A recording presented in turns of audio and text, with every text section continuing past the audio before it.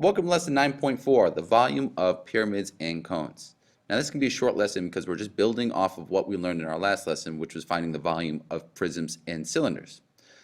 If you look over here, finding the volume of a cone, the formula is volume equals 1/3 base times height.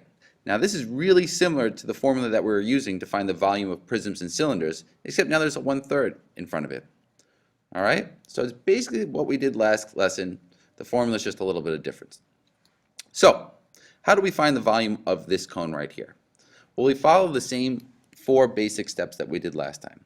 First, we're going to draw and label the base. All right. Now, if you look at this cone, the base is this right here, this circle. So we have a circular base. So once again, we start off by drawing and labeling the base. All right, we got a circle. Next, we're going to find the area of our base.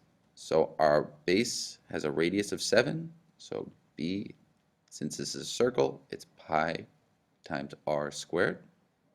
Our radius is 7, so the base is going to be equal to pi times 7 squared.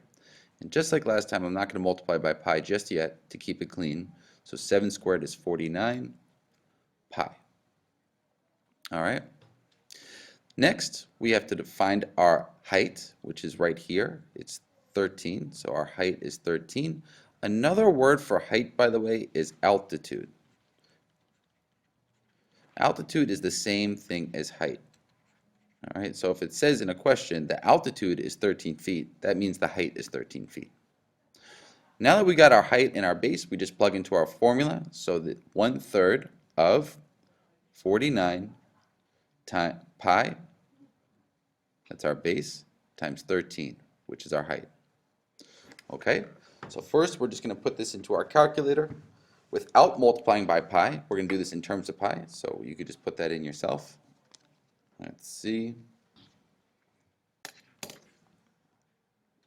1/3 times 49 times 13 is going to give us 212 point, and you'll see a bunch of 3's there, so 3 bar. And then we add our pi in because we're doing this in terms of pi. Now to get it in decimal, we're going to multiply this by our answer by pi, and we get 667, and since we're doing it to the nearest hundredth, it's 0.06. All right. Now, as always, we have to add our units. This is in feet, so this is feet cubed. Feet cubed. Remember, it's always cubed when we're talking about volume because it's 3-dimensional. And that's how you find the volume of a cone. It's base times height, and we just add in that 1/3. Let's do a pyramid. And you'll notice once again, same formula for a prism and cylinder, but we add this 1/3. So the volume of a pyramid is the same as it is for a cone. Volume equals 1/3 base times height. So we follow the same steps. Step 1, we're going to draw and label the base. And you'll see the base right here is this rectangle. We draw it out, and we get the smaller side's 3, bigger side's 4. So to find the area of this, it's 3 times 4, and we get 12. So our base is equal to 12. The height is right here. This is our altitude, which is 10. So our height is equal to 10. Now we just plug it into our formula. So base is 12.